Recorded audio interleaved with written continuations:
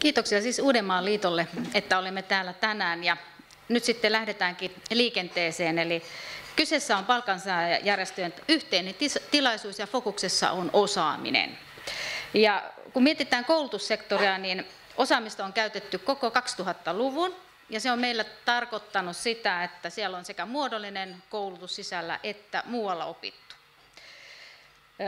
Meillä on niin mielenkiintoinen ja pätevä keskustelijajoukko, että mä larasin kyllä ison määrän erilaisia muistioita, mietintöjä, mitä tässä on valmistunut 2-3 vuoden aikana ja jossa osaaminen on keskiössä tai jota ainakin sivutaan, mutta niistä ei sen enempää, koska jos keskustelijat haluavat, he ovat aika monessa mukana, niin he voivat itse nostaa niitä mietintöjä, missä ovat olleet mukana tai omia näkemyksiään. Minä en keskustelun vetäjänä sitä lähde nyt tekemään. Kaikilla keskustelijoilla on laaja näkemys, kokemus sekä koulutuspolitiikasta että osaamismaailmasta. Ja lähdetään sillä lailla, että pyydetään keskustelijat tänne eteen ja sitten mä lyhyesti esittelen heidät. Eli olkaa hyvä, tulkaa tänne eteen istumaan. Ja kuten Pilvi tuossa totesi, niin meillä on nyt tämmöinen pienempi edustus naisilla, joten Pilvi saa sitten valita, mihin istuu.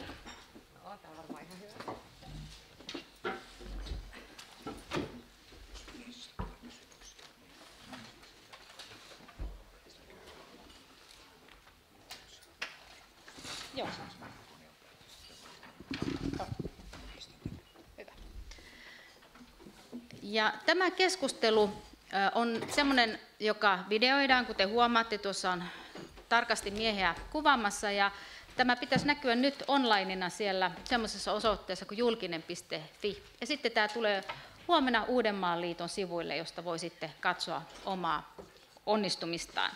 Ja lähdetään naisista liikkeelle, koska mä googlasin ja hain Wikipediasta ja tein tämmöistä taustatyötä, että mitä ihmisistä löytyy. Pilvistä tuli tämmöisiä asioita. Opetus- ja kulttuuriministeriön valtiosihteeri, valtiotieteen tohtori, Helsingin kaupungin valtuutettu. Ja sitten kun mä googlasin vähän, että mitä Pilvi on kirjoittanut ja minkälaisista asioista Pilvi on kirjoittanut, sieltä nousi aika monesta tämmöinen kuin historiatietoisuus ja historian merkitys opetuksessa. Kun historian opettaja itse olen taustalta, niin oikein iso plussa tämmöiselle ajattelulle. Eli tervetuloa Pilvi. Sitten Tommi Hoikkala on tässä näin. Hän on nuorisotutkimusverkoston professori. Ja kun mä pyysin Tommilta, että hän vähän mulle esittelisi itseään, että minkälainen mies tässä on kyseessä, niin hän esitteli itseään näin. Minä olen tämmöinen nuorisotutkimuksen pitkälinjainen. Ensimmäisen tieteellisen artikkelin tein jo vuonna 1981. Sitten Tommi kuvaa omaa uransa, että hän on nyt seniorivaiheessa, jota en kyllä usko. Hän käyttää tällä hetkellä etnografisia menetelmiä ja tutkii opiskelijoita armeijamiljössä ja ysiluokalla. Ja sitten Tommi laittoi siihen, että vielä voi olla vaikka mitä mielenkiintoista tulossa. Tervetuloa Tommi. Sitten on Markku Liljeström ja hän on SAK:n kehittämisjohtaja. Ollut monessa mukana sekä ammatillisessa koulutuksessa että aikuiskoulutuksessa ja meillä Markun kanssa me ensimmäisen kerran törmäsimme tuolla ihan positiivisessa mielessä, kun teimme aikuiskoulutusta tai minä tein sitä tuolla opetus- ja kulttuuriministeriössä ja Markku tuli mukaan tämmöiseen tieto- ja neuvontahankkeen isoon ohjausryhmään. Mutta nyt mä sitten vähän googlasin lisää, niin mä huomasin, että Markku on ollut mukana Nosteessa ja monessa muussa tämmöisessä pitkässä prosessissa, jonka jäljet kantaa tähän päivään. Eli Markku, tervetuloa. Kiitos. Sitten meillä on Ralf Sund, ja hän on pääekonomisti STTK:ssa. Ja nyt sitten Ralfin kohdalla mä tein taustatöitä ja nyt mä turvauduin Wikipediaan. Ja Wikipedia vahvisti mun muistikuvaani, eli Ralf on toiminut poliitikkona, Hän on aktiivinen ammattiyhdistysvaikuttaja ja vuoteen 2001 hän oli Vasemmistoliiton puoluesihteeri. Ja viimeaikaista toimintaa, toivottavasti luin ja tulkitsin oikein, mutta Ralf on omistautunut aika paljon tämmöiselle miesasiakysymykselle. Menikö oikein? Se on jäänyt jo taakse. Okei. Eli tervetuloa Ralf. Ja sitten aakkosissa viimeisenä on Heikki Taulu, ekonomisti Akavasta. Ja Heikkiä mä googlasin. Heikin hän on paljon tekemisissä ohjauksen ja opintourien ja tämmöisten asioiden suhteen. Tai tämmöisiä asioita sinusta löytyy tuolta Googlesta. Tässä suora lainaus, jossa sinua on haastateltu. Työllistymismahdollisuuksia voi jatko-opinnoissa parhaiten yhdistelemällä erilaisia aineyhdistelmiä, eli menestyy parhaiten silloin.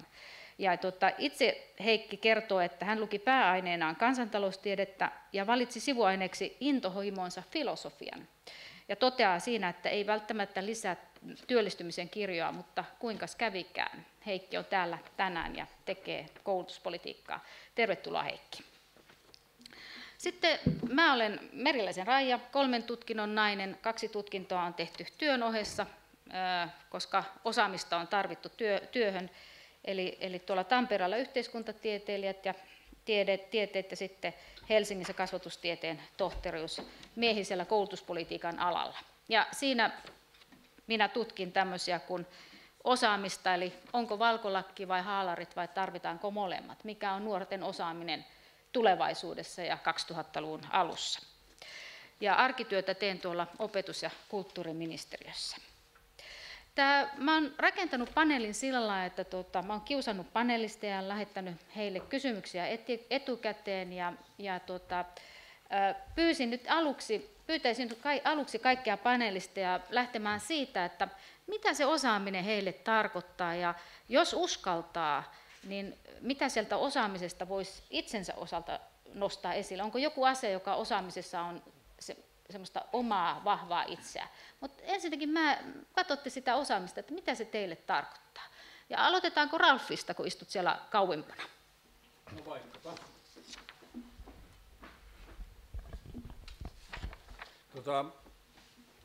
Sanasta osaaminen tulee ensimmäisenä mieleen tämä niin kuin kyky oppia uutta. Että siis, tärkein osaamisen edellytys, jota entistä enemmän kyllä koulutusjärjestelmässäkin kaiketi painotetaan, mutta ei vielä tarpeeksi, on se, että tiedon määrä kasvaa niin hurjasti, niin tavallaan se, mitä jossain elämänsä vaiheessa jollain koulupenkillä voi oppia, niin siitä tulee aika pieni ja ohut siivu ja tavallaan semmoinen kyky ja osaaminen, jossa ikään kuin pystyy uusintamaan sitä koko ajan, niin se on äärettömän tärkeää. Että on muitakin, mutta mä haluan tämän nostaa esille. Sitten kun kysyit vielä tätä, että tavallaan oma osaamisen kannalta, niin mä en mitään osaa, mutta kun mä oon tämmöinen höpöttäjä, eli tavallaan nämä verkostot, sosiaalinen taito, niin sillä pääsee kyllä pitkälle, vaikka ei mitään osaiskaan. Kiitoksia. Heikki. Joo, mä lähdin ajattelemaan tätä sitä kautta, että tässä nyt tämän tilaisuuden luonteen takia niin varmaankin tarkoitetaan lähinnä sitä, että mitä tämä osaaminen on työelämässä. Eli ei niin kuin tälleen, mun poika just oppi pari viikkoa sitten solmimaan kengännauhat, mutta ei varmaan nyt puhuta sen tyyppisestä osaamisesta, vaikka se onkin iso askel ihmisen osaamisen polulla. Niin tämmöinen varmaan niin kuin yksinkertaisimmillaan työelämässä osaaminen tarkoittaa sitä, että pystyy toteuttamaan pomon antamat käskyt, että niin kuin saa hommansa hoidettua. Niin sitten jos sitä vie vähän pitemmälle, niin kuin ikään kuin jollakin lailla korkeamman tason osaamiseen, niin sitten se on sitä, että pystyy toimimaan siellä työelämässä ilman niitä pomon käskyjä. Eli niin kuin ymmärtää itse vähän laajemmin, että mitä se niin kuin työn hoitaminen edellyttää. Sitten tuosta sun alkupuheenvuorosta, minkä tuossa pidit, kun olit Googlea käyttänyt tässä meidän taustien selvittämisessä ja salapoliisityössä, niin kyllä kai se Googlen käyttötaito on nykyään myös aika oleellinen osa työelämässä osaamista. Kiitoksia. Markku.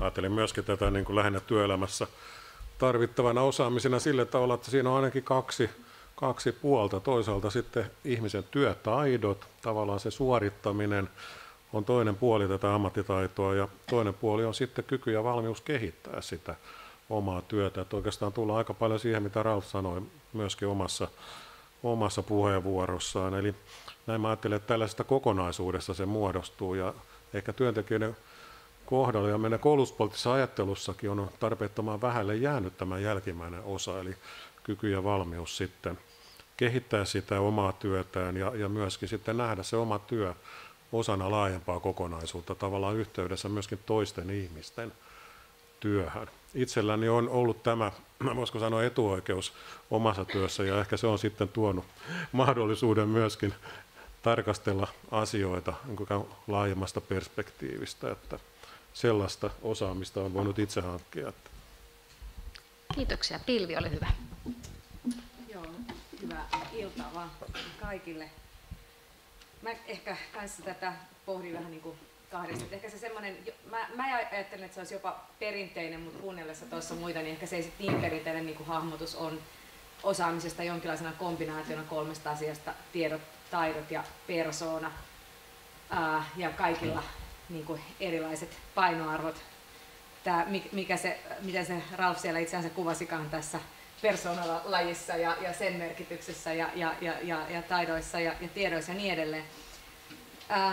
Ehkä sitten toisena niin kuin tämmöisenä ehkä ulottuvuutena, niin nyt kun on täällä sit myöskin jossain määrin varmaan nykyisen työtehtävän tuomana opetusministeriöstä, niin tietysti tämmöisen, että mitä tänä päivänä ajatellaan, että mitä on osaaminen ja miten sitä pitäisi hahmottaa, niin kyllä mua jotenkin viehättää se ajatus, että meillä on tavallaan tällainen kolmijako, että on jonkinlaiset perustiedot, sitten kyky tämmöiseen kriittiseen soveltavaan ajatteluun ja sitten kolmantena motivaatio. Että näillä kolmella niin jollain tavalla tämä koko ajatus tämmöisestä elinikäisestä oppimisesta ja osaamisesta todennäköisesti on mahdollinen, mutta ilman yhtä niistä niin kaksi jää helposti vajavaisiksi, eli vaikka kuinka osaisi soveltaa, niin jos puuttuu ihan perustietoja, niin se on vaikeaa ja toisaalta motivaation ilman on hirveän vaikea tässä jatkuvasti muuttuvassa maailmassa taas asioita soveltaa. Ja jos mä mietin itseäni tähän kolmijakoon, niin mua aina hävettää oikeastaan se, että tosiaan tuossakin taas mainittiin tämä rouva valtiotieteiden tohtori, joka on väitellyt poliittisesta historiasta. Itse asiassa saan ihan näinä viikkoina vielä dosentuurin, niin älkää vaan kysykö multa sit mitään semmoisia yksityiskohtaisia kysymyksiä, jotka liittyvät poliittisen historiaan, ennen muuta tapahtumahistoriaan, koska mulla on hirveän heikko tämmöinen niin kuin yksityiskohtien muisti ollut aina, enemmän tämmöinen kuvallinen muisti. Mä en ole koskaan ajatellut, että mä oon kovin hyvä perustiedoissa. Ja sen takia mulle tämä aika on kauhean kiitollinen kaikki ne Wikipedioineen ja Googleineen, koska mä pystyn tavallaan käyttämään sitä apuvälineenä tässä niin kuin selkeästi heikossa puolessa. Ja sitten mä kuvittelen, että mä oon vähän vahvempi täällä motivaation ja ehkä täällä soveltamisen puolella. Ja peitän siis tehokkaasti sitä heikkoa puolta sitten nytkin täällä 2 tietoteknistä laitetta edessäni. Kiitoksia, Pilvi. Tommi, ole hyvä. No mitäs mulle nyt jäi sitten? Siis, kun Raati esitti näitä näkökulmia, niin en mä voi väittää niin kuin mitään vastaan, mutta että jos niin kuin, näkökulmahan tässä välttämättä tässä keskustelussa, kun järjestäjät ovat näitä ammattilafkoja ja Raati on tällainen, niin kyllähän me mietitään tätä koulutuksen ja työelämän kannalta. Ja silloin se on niin kuin jotenkin tämmöinen, työelämätutkimuksessa puhutaan tästä kvalifikaatiokysymyksestä. Niin kuin välttämättä me niin kuin joudutaan siihen, että mitkä on nämä tämmöiset osaamistaidot työprosessien kannalta niin kuin hyvin laajasti katsottuna. Että ei pelkästään niin kuin tällaisia kapeita tietoja ja taitoja, vaan siinä on myös niin kuin tällaiset metataidot ja mietitään millaista työelämä on nykyään. Siinä on nämä tietotekniikan hallitsemisen kysymykset, siinä on sosiaaliset kysymykset, siinä on niin kuin itsensä esittämisen kysymykset, siinä on niin kuin esimies, alaisuuskysymykset, mieletön nippu erilaisia asioita ja aika niin kuin vaikea kokonaisuus, jos ajattelee niin kuin nuorten kannalta tätä vielä tämmöisessä yhteiskunnassa, joka on erittäin vahvasti työyhteiskunta ja ihmisen kelpaamiskriteerit tämmöisessä suomalaisessa yhteiskunnassa tulee aika paljon niin kuin työn kautta. Ja sitten silti on niin kuin tällainen tietynlainen työkriisi menossa, että me ei tiedetä, otetaan sitten vielä koko tällainen niin kuin niin kuin globaali problematiikka, niin ei todellakaan käy kateeksi nuoria ihmisiä, jotka on tässä tilanteessa. Ja mun viimeisin, niin kuin tuossa esittelyssä oli viite tähän kenttätyöjuttuihin, niin mun viimeisin kenttätyökontakti oli kantahämäläisessä peruskoulussa. Petri Pajun kanssa seurattiin 9. luokan työskentelyä koko sen vuoden, käytännössä koko sen vuoden, ja se oli omalla tavallaan lohdullista, mutta omalla tavallaan se esitti kyllä myös hyvin paljon kysymysmerkkejä, josta ehkä mä yritän niin kuin pudottaa erilaisia näkökulmia tämän keskustelun aikana. Ehkä nyt tässä esittelyvirityksessä voisi ottaa niin kuin osaamisen näkökulmasta. Mä en tiedä, onko tämä osaamista, jos me ajatellaan, että me ollaan meidän ihmisyydessä ja ihmisenä olemisen niin kuin yksi perusjuttuhan on tämä, että me ollaan sosiaalisia eläimiä ja meidän perusviritys on osata toimia. Me ei olla olemassa niin kuin persoonina, yksilönä, identiteetteinä, jos ei meillä ole olemassa niin kuin toimivaa tällaista yhteis- ja ryhmäsuhdetta, jos ei meitä hyväksytä ryhmässä. Millä tavalla tämä tähän 9-luokkaan liittyy, niin se liittyy sillä tavalla, että mä sanoisin, että meidän yksi niin kuin perustulos siitä havainnointijaksosta oli, että jos se kääntää niin kuin 9-luokkalaisen tällaiseksi niin kuin peruseksistenssikysymykseksi, niin sen voisi muotoilla jotenkin näin, että minkälaisena minut hyväksytään omaan ryhmääni. Ja otetaan sitten tähän tämä kvalifikaation näkökulma. Niin jotenkin mulla on vaikea päästä keskustelemaan ikään kuin sujuvasti näistä kahdesta tasosta, kun tämä on jotenkin niin perustavanlaatuinen tämä, että miten mä olen hyväksyttynä mun kavereitten ja vanhempien ja opettajien ja sukulaisten ja kyläläisten ja muiden tasolta. Ja mun mielestä niin kuin meidän koulutuspoliittinen keskustelu ja koulutuskeskustelu on tietyssä mielessä kapea, koska se ei ota hirveästi tätä ikään kuin tätä epävirallista tasoa vakavasti. Siis sillä tavalla vakavasti, että me mietittäisiin sitä myös niin kuin tällaisena pedagogisina juttuina, että mitä se tarkoittaa. Mitä se tarkoittaa pedagogisena kysymyksenä, että menestyäksemme myös työntekijänä meillä pitää olla niin kuin terve itsetunto, hyvä kyky puolustaa itseämme ja hyvä kyky myös niin kuin toimia siinä sosiaalisessa yhteisössä. Että itse asiassa tämä osaaminen tämä on valtavan vaikea ja monimutkainen kysymys, mutta tietysti me päästään helpommalla, jos me otetaan tämä analyyttisesti ja tiivistetään tämä esimerkiksi niin kuin työmarkkinavalmiuksiksi ja tämmöisiksi, jolloin me päästään keskustelemaan siitä, että millä tavalla lapset ja nuoret niin kuin valmennetaan siihen kovaan työmarkkinakysymykseen, jonka niin kuin taustalla on niin kuin todella hurja niin kuin työttömyyspeikkoja ja tietysti mielessä meidän niin kuin, mun mielestä meidän yhteiskunta, että meillä on ongelmia tässä, että me ei osata integroida lapsia ja nuoria niin kuin työprosessiin. Kiitoksia. Anteeksi. Puheenjohtaja työntää sitten vaan niin kuin, että Hoikkala ulos. Tonne. Siis nyt jos miettii sitä, että mitä tuli esille, sosiaaliset taidot, motivaatio ja koulutus, mutta käytännössä hankittu osaaminen. Kaikkia näitähän tuli teidän puheenvuoroissanne esille. Mutta sitten jos mennäänkin ihan yksinkertaiseen kysymykseen, ja nyt aloitetaan Tommista, koska niin, sä lopetit, niin jos sä puhut vähän lyhyemmin niin sitten.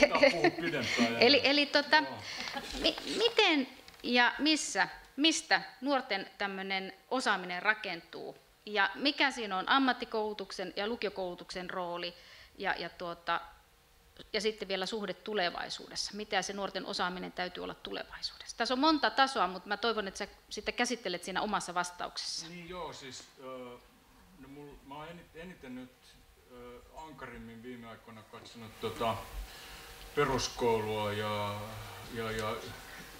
yläkoulua ja just niin kuin miksi 9-luokka oli luupissa, niin sen takia, koska siinä tehdään se on se yhteisvalinnan vuosi ja siinä se on tämä sarana vaihe, jossa ujuttaudutaan eteenpäin ja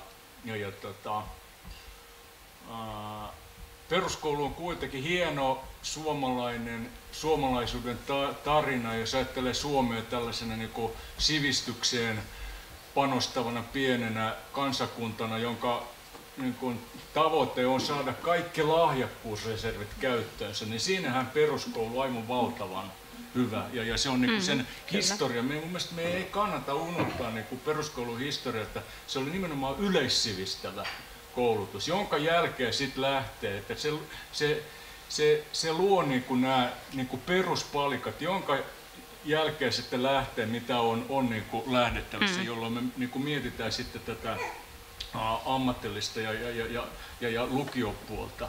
Niin mähän yrittäisin niin kuin miettiä sitten, että ikään kuin, että minkälaisessa niin kuin yhteiskunnassa, minkälaisia työprosesseja, minkälaisia niin kuin tällaisia perussuuntauksia on olemassa sitten, menetkö se siitä riippumatta, menetkö se sille ammatilliselle puolelle vai menetkö se lukiopuolelle ja mitä se vaatii. Ja kyllä nyt täytyy sanoa, että tässä suhteessa mä oon vähän niin kuin mulla ei ole mitään hirveän kiteytyneitä vastauksia siitä, että mikä olisi niinku semmoinen avainkysymys. Mutta onneksi me ollaan tällaisessa hyvässä paneelissa, me voidaan yhdessä pohtia tätä. Yes. No niin, kiitoksia. Haluatko Pilvi jatkaa? No jos mä jatkan, tästä on oikeastaan oikein hyvä jatkaa. Mä voisin ensin, jos puheenjohtaja sallii, ihan lyhyen tarinan viime viikolta, kun olimme opetusministerin kanssa latinalaisessa Amerikassa ja toi peruskoulu tavallaan viritti sen. Käytiin tällaisissa maissa kuin Chile, Peru ja Brasilia, eli puhutaan sitten yhteensä liki 300 miljoonan väestöstä, kun nämä lasketaan yhteen. Ja kaikissa maissa on yhtäläinen piirre tällä hetkellä se, että talouskasvu on jo pitkään ollut varsin niin kuin tasaisen korkeaa, ja sitä ennustetaan myös sellaisena pysyvän johtuen erinäisistä tekijöistä, kuten maiden luonnonvaroista ja suotuisista öljylöydöksistä, joissa sitten on tiettyjä ongelmia vähän muista näkökulmista tarkasteltuna, mutta yhtä kaikki näin nämä niin yhteiskunnat laskevat oman tilanteensa. Ja sitten samaan aikaan tähän saakka tämä tavallaan ollaan jotenkin menty ilman, että on ehkä niin kuin ollut niin kuin pakotettua katsoa, että mitä koulutuksessa tapahtuu. Mutta nyt ollaan tilanteessa, jossa koko koulutusjärjestelmä, nimenomaan nuorten niin kuin peruskoulutuksen tilanne on tajuttu olevan, niin kuin, jos nyt vähän kärjistää, niin kuin aika akuutisti läpimätä, korruptoitunut, laaduton, ei kaikkia tavoittava ja niin edelleen. Ja samaan aikaan nämä niin kuin yhteiskunnat tässä muussa kehityksessä on mennyt nopeasti eteenpäin, eli on havahduttu siihen, että tämmöisen niin kuin kasvun kestävyys ei ole kovin pitkäikäistä, ellei tällä koulutuksella päästä siihen niin kuin käsiksi. Esimerkkinä vaikka, että kun Perun pääkaupungissa Limassa rakennetaan uutta satamaa ja sitten siinä on ostettu muualta myös Suomesta nostokurkia, niin niiden kuljettajat sitten tuodaan myös muualta asumaan Sheraton-hotellissa, koska omasta ammatillisesta koulutuksesta ei oltu löytynyt sen tyyppistä osaamista, jota siihen olisi tarvittu. Ja tässä kontekstissa tavallaan tämä meidän niin peruskoulun ja peruskoulutuksen lähtökohta, josta 60-luvulla istuttiin kuitenkin komiteoissa koko 60-lukuista suunnittelemassa, niin on hirveän mielenkiintoinen siksi, kun jos laittaa vierekkäin koko 1900-luvun meidän talouskasvu ja vertaista vaikkapa Yhdysvaltoihin tai teollistuneihin maihin, niin Suomihan on siellä niin kuin hyvinkin eri sarjassa aina sinne 60-70-luvulle asti, jolloin me yhtäkkiä otetaankin kiinni ja tullaan tänne tavallaan niin kuin maailman huippumaiden joukkoon. Ja yllätys, samaan kohtaan asettuu se ratkaisu, joka tässä yhteiskunnassa tehtiin, että otetaan kaikki lahjakkuusreservit käyttöön. Toisin sanoen lähdetään koulutuspolitiikassa siitä, että kaikki lapset ja nuoret tuodaan peruskoulutusjärjestelmän piiriin. Ja tämä on tämä meidän niin kuin hieno tarina, ja tätä on myös tämän tyyppisessä yhteiskunnassa minusta tärkeää kertoa, koska se tuottaa sen ajatuksen, että hei, tämä on mahdollista. Tämä on itse asiassa tapahtunut hirveän lyhyessä ajassa, jos ajatellaan, että ei Suomi ole ollut rikas maa silloin 50-60-luvulla, niin kuin usein tullaan ajatelleeksi, jos tästä päivästä katsotaan jossain latinalaisen Amerikan perspektiivistä.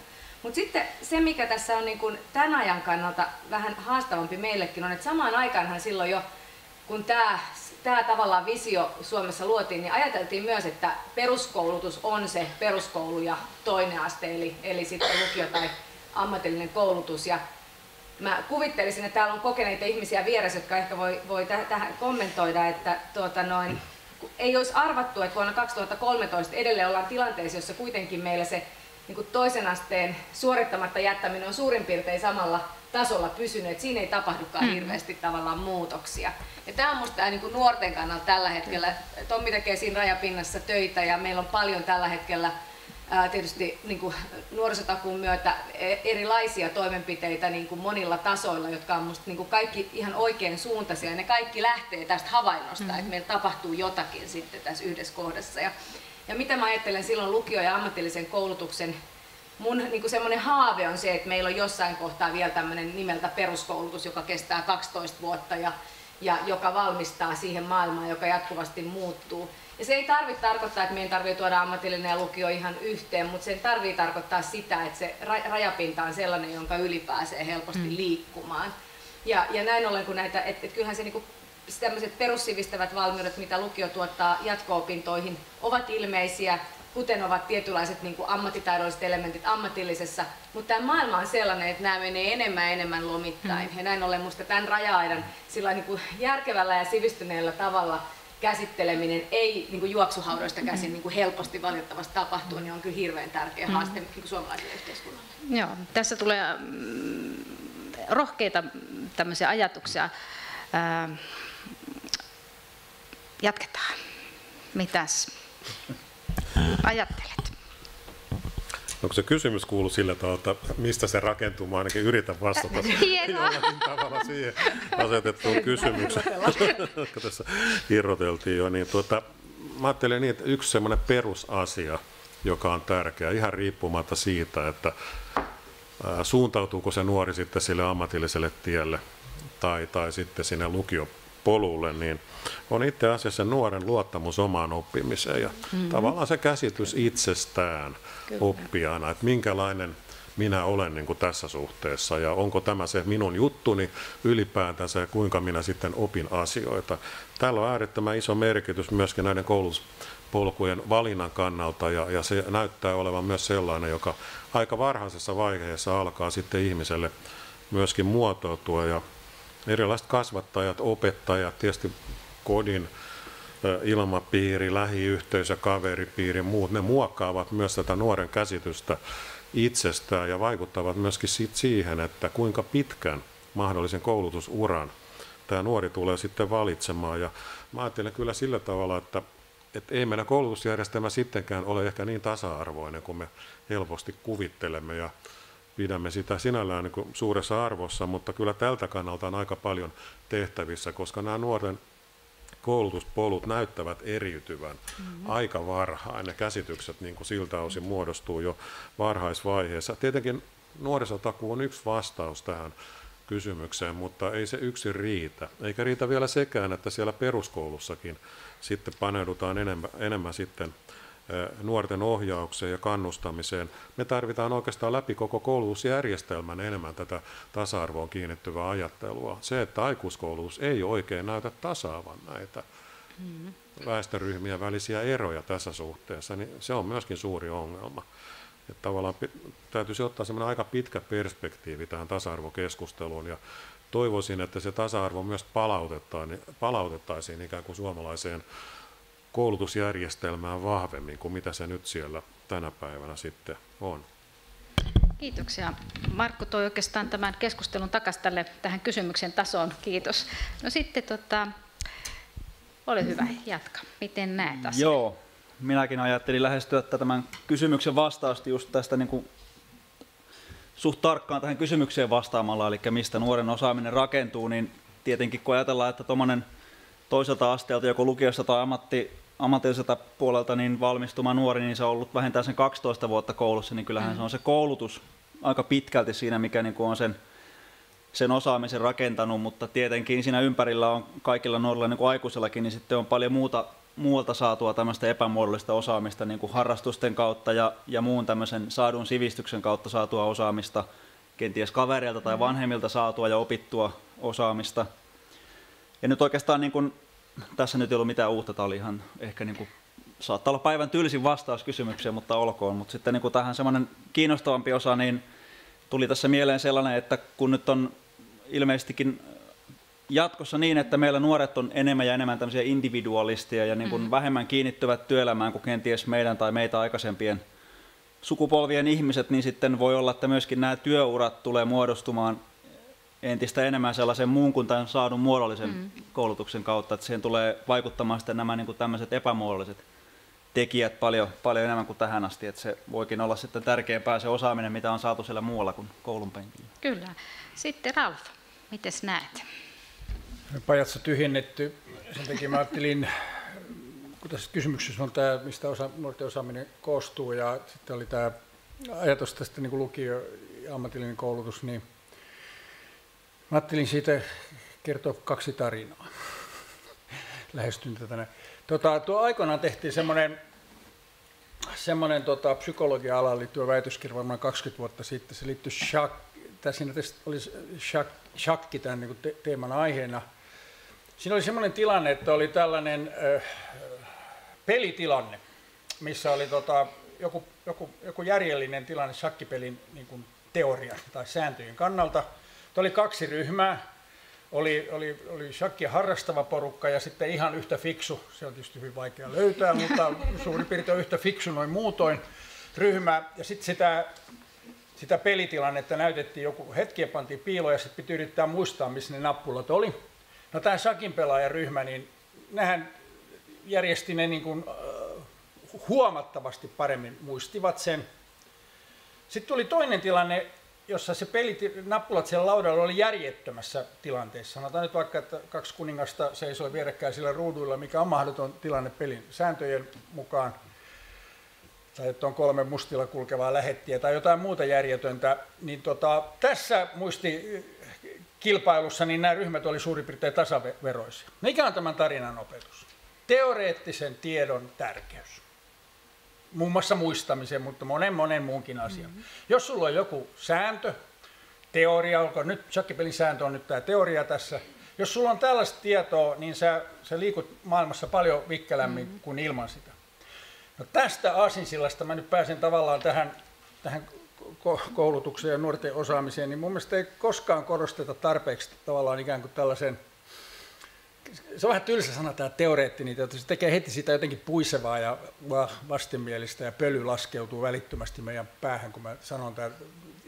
Tämä on niin kuin vähän elävämpi, mitä mä tässä haen. Mä esimerkiksi ajattelen teoreettisella tiedolla ammatillisessa koulutuksessa, että kyllähän paras puuseppä on se, joka tuntee puun, perin juurin ja työkalujen käyttäytymisen, fysiikan lakeja ja niin edelleen, että ei tämä ole mikään niin kuin noiden tähtitieteilijä-tohtoreiden niin kuin yksioikeus, vaan se on läpi koko osaamisalueen ikään kuin tämä teoreettinen tieto. Sen merkitystä jatkossa pitäisin äärettömän tärkeänä, että sen osuutta voitaisiin kouluttaa niin lukiossa kuin ammatillisessa koulutuksessa. Toinen tarina, lyhyt tarina. Mulla on 4 poikaa, niin nuorin on nyt 9 tällä hetkellä. Ja se on tämmöinen laiskanpulskea, niin kuin monta kertaa 8-9-luokkalaiset, oikein tarvitse muistaa mennä kouluun ja niin poispäin.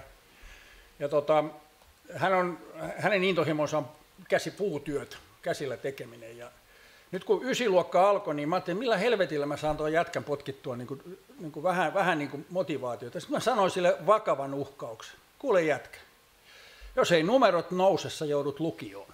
Ja Johan poika piristyi ja nyt on käynyt ihan tiiviisti. Ja sehän on tosi tilanne Helsingissä. Siis ei tämä ollut mikään, eihän mä kusettanut. Se oli ihan täyttä totta. Tämähän on niin kuin tilanne, että nyt pitää tsempata, että pääsee siihen. Mun nuoruudessahan oli A-kategoria, me lukiolaiset oltiin vähän parempia, sitten ammattikoulu joutui ne huonommat. Nythän tämä tai ei se kokonaan ole opponeer, mutta se on huomattavasti monisyisempi, joka on valtavan hieno juttu. Kiitoksia. Ja tässä on muutama puheenvuoro, joka jatketaan vielä tämän asian tiimoilta, mutta täytyy kertoa, että me oltiin eilen vierailemassa ammatillisen koulutuksen yksikön kanssa tuolla Helmi-oppilaitoksessa Helsingissä, Helsingin Malmilla. Ja täytyy sanoa, että oli niin motivoituneita kaksoistutkinnon suorittaneita, jotka esitteli meille sitä koulua. Ja ne oli niin ylpeitä siitä koulustaan, että tämmöisiä kun meillä on kasvamassa, niin niistä tulee kyllä tulevaisuuden tekijöitä. Että tuo Ralfin esimerkki on kyllä tästä päivästä. Mutta Pilvi, halusit kommentoida. Joo, mä pyysin kommentin tuohon Markun nostamaan koulutuksellisen tasa-arvon kysymykseen, joka on olennainen ja jatkuvasti esillä pidettävä. Ehkä siihen vaan lyhyesti ensinnä se, että täytyy sen verran ikään kuin puolustaa edustamaan niin urheiluseuraa eli maan hallitusta ja todeta, että tämmöinen koulutuksen tasa-arvo-ohjelmahan tehtiin itse asiassa tuossa talvena ja siellä on aika paljon konkreettisia asioita, joista yksi on oppivelvollisuuden pidentäminen, jota nyt ollaan sitten viemässä eteenpäin. Että tavallaan sentään, en ihan allekirjoita sitä, etteikö tämä olisi tällä hetkellä jossain määrin agendalla, mutta myös puolustan kyllä, että pidetään vaan niin paljon kuin ikinä pystytään. Mutta sitten niin 2 tasoa tässä, että kyllähän meidän kaikki tutkimus taitaa viedä siihen suuntaan, että mitä varhemmin näitä asioita ruvetaan katsomaan, niin sen enemmän niillä vaikuttavuutta on. Ja silloin me tullaan kyllä tänne ihan niin kuin varhaiskasvatukseen. Ja tämä on kyllä tässä yhteiskunnassa, olen huomannut, aika herkkä laji, että meillä on syntynyt jotenkin vähän sellainen ehkä kummallinenkin ajatus siitä, että siihen niin varhaiskasvatuskohtaan ei oikein saisi puuttua tässä tasa-arvopuheessa. Peruskouluun sitten saa ja esiopetukseenkin jotenkin, mutta että jos ruvetaan esittämään, että täällä aiemmassa vaiheessa, niin se on hankalampi, mutta kyllä se pitkä perspektiivi todella keskeinen on. Ja sitten toinen, minkä Markku nosti, on tärkeä ja ehkä vähemmän Suomessa havaittu asia, että koulutus tosiaan edelleen kasaantuu. Että jos me katsotaan vain tutkintojen määriä, niin me näytetään kansainvälisessä vertailussa pärjäävän varsin hyvin, mutta sitten kun me katsotaan, että miten ne tutkinnot jakaantuu, niin meillä on näitä tämänkin pöydän takana syyllisiä, että meidän järjestelmä on jollain tavalla ja yhteiskunta sitten kuitenkin toiminut sillä tavalla ja motivaatio, totta kai tässä on monia tekijöitä, mutta kyllä siihen mun mielestä tässä, kun jos ajatellaan yleisöä, että täällä on paikalla, niin tämä on hirveän tärkeä niin kuin pohdinnan paikka, että mitkä ovat niitä asioita, jotka laajentavat sitä niin kuin koulutuksen hakeutumista, pääsyä, osaamisen jatkuvaa ylläpitämistä ja niin edelleen. Haluaisiko joku vielä kommentoida tästä vai mennäänkö eteenpäin? Ralf, ole hyvä. Niin mä vielä ilmoittaudun myöskin tähän joukkoon, joka haaveilee 12-vuotisesta peruskoulusta. Oli siinä sisältö vähän toinen, mutta tämä on kyllä jännä juttu. Täytyy pakko sanoa, niin kuin jo vähän vanhempi herrasmies, no on täällä muitakin ehkä jo sinne luokkaan pääseviä, niin 70-luvulla en nyt hirveän aktiivisesti, jonkun verran riekkumassa aikoinaan siinä teinipolitiikassa, niin silloin oli yksi koulutuspoliittinen tavoite, oli siis 70-luvulla, että 12-vuotinen peruskoulu, ja täällä me istutaan ja ihmetellään, että ei näy taivaan rannassakaan vielä. Että Markku, ole hyvä. Joo, tässä oppivelvollisuuden pidentämistä koskevassa asiassa jollakin tavalla se minua harmittanut, että tuntuu siltä, että kyllä monelle kansalaiselle on varmaan jäänyt aivan epäselväksi, että mitähän täällä mahdetaan oikeastaan tarkoittaa. Että jos tuolta kysyttäisiin, että mistä te oikein keskustelette, niin olisi hyvä, että keskustelijat joskus selventäisivät. Ja tässä julkisessa keskustelussa sitä ei oikein tapahtunut. Moni varmaan ajattelee niin, että jaha, nyt sitten pidennetään peruskoulua vuodella. Mutta tätähän tässä ei ole tarkoitettu. Että se olisi ehkä semmoinen ensimmäinen asia, mikä kannattaisi sitten sanoa ääneen, missä se keskustelu kulloinkin sitten käydään. Että kyllä minäkin näen tämän hyvänä niin kuin mahdollisuutena tämän oppivelvollisuuden pidentämisen silloin, kun se nimenomaan niin kuin keskittyy niihin nuoriin, joilla sitten muuten ne suunnitelmat on vähän epävarmoja ja epäselviä. Et meidän täytyy voida tarjota sitten erilaisia valmentavia koulutuksia, valmistavia koulutuksia. Nyt kehitetään niin sanottua avointa ammattiopistoa, joka voi tarjota omalta osaltaan erittäin hyviä mahdollisuuksia. Tällainen matala kynnys päästä sitten niin kuin opintopolun alkuun ilman, että täytyy heti sitoutua johonkin 3-vuotiseen tutkintoon tai vastaavaan. Et meillä on itse asiassa paljon keinoja jo nyt käytettävissä. Ja uskoisin näin, että auttaa nimenomaan niitä nuoria, joiden omat suunnitelmat on epäselviä. Ja tulee sitten myöskin vaikuttamaan siihen, että ne valinnat, jotka tehdään, niin ne ovat paremmalla ja vankemmalla pohjalla. Että on ehditty vähän paremmin miettiä näitä asioita ja saatu siihen myöskin asianmukaista ohjausta ja neuvoa ja tukea. Että tämä on kyllä erittäin keskeinen asia, että ei ne nuoret jää pelkästään kaveripiirissä sitten pohtimaan.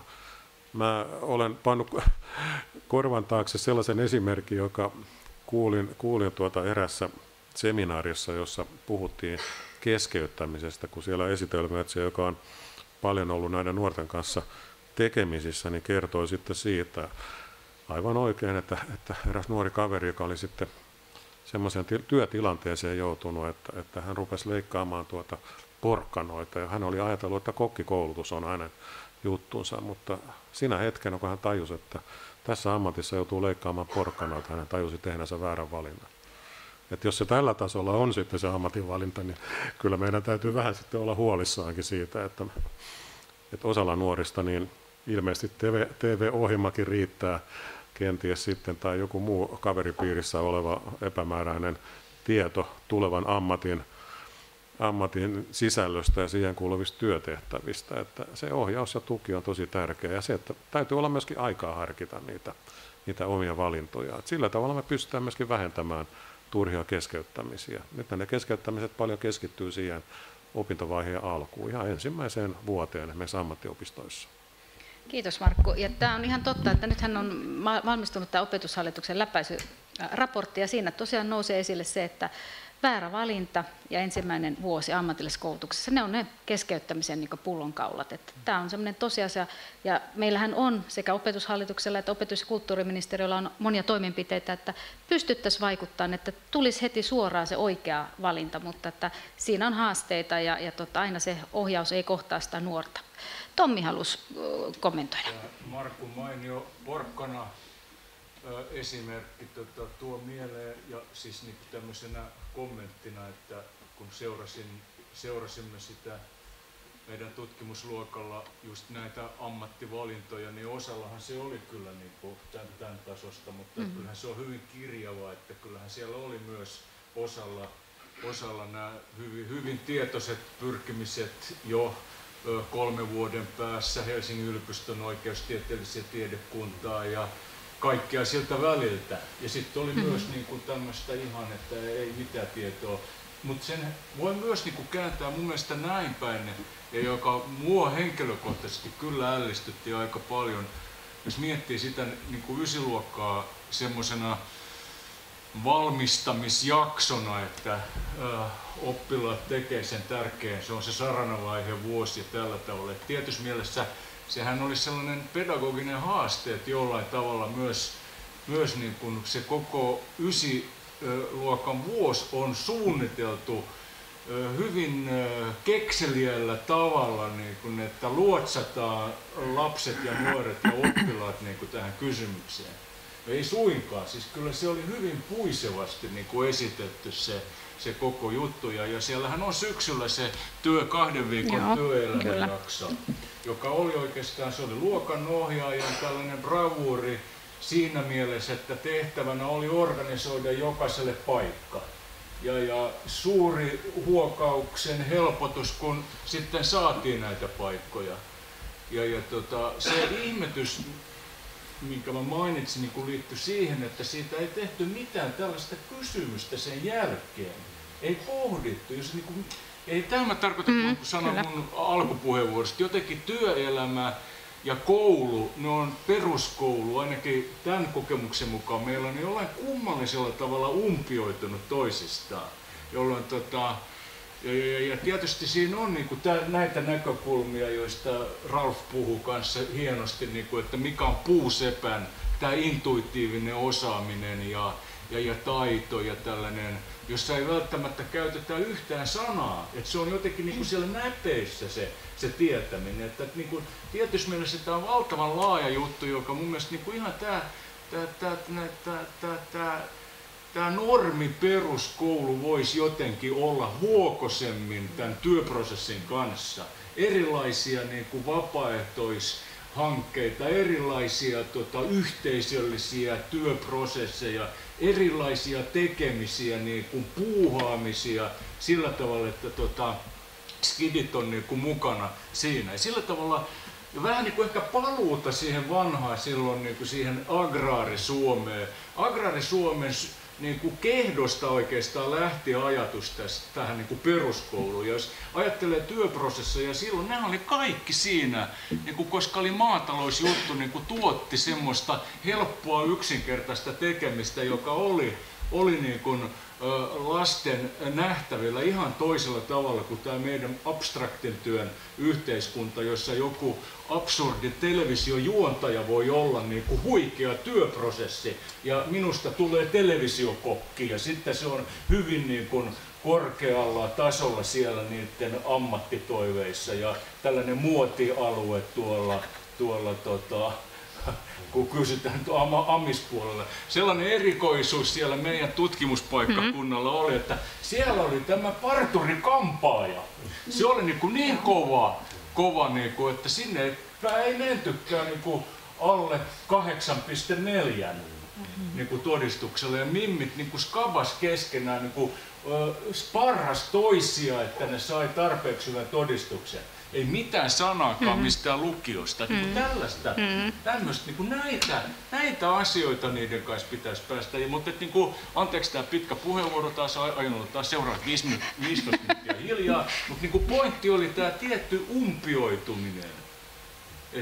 Ja se umpioituminen, se on mulle tämä on vaan havainto. Mä en tiedä mistä se johtuu, mutta jotenkin siis se liittyy tähän korkeateknologiseen ja tällaiseen tietyssä mielessä tällaiseen kvalifikaatiokuiluun ja tällaiseen ammattiin, että meillä on sellaisia ammatteja ja työprosesseja tarjolla nuorille ihmisille, jotka vaatii todella hurjaa kvalifikaatiotasoja. Sitten on ne keskikvalifikaation ja sitten on nämä matalan kvalifikaation, joihin päästäkseen sulta vaaditaan kuitenkin todella hyviä todistuksia. Ja sitten on 4.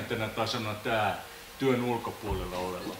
Kiitoksia. Tässä on mutta nyt lisää vaan tumppua suuhun. Nyt Heikki seuraavana, ole hyvä.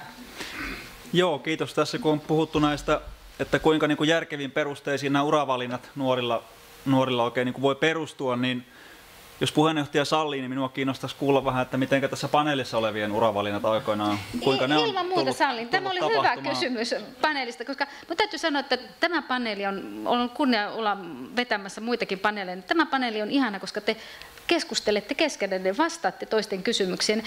Haluatko, Ralf, sinä aloittaa tähän kysymykseen vastaamisen? Joo, se on lyhyt kertomus. Että jos jo lukiossa oli kiinnostunut yhteiskunnallisista asioista, eli vähän politiikasta, ja sitten oli matikkalinjalla lukiossa, niin mitä muuta siitä yhdistämisestä voi tulla kuin taloustiede?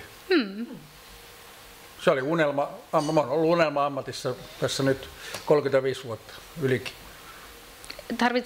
Nyt mä kysyn tämmöisen tarkentavan kysymyksen. Oliko sulla opinto-ohjausta siihen?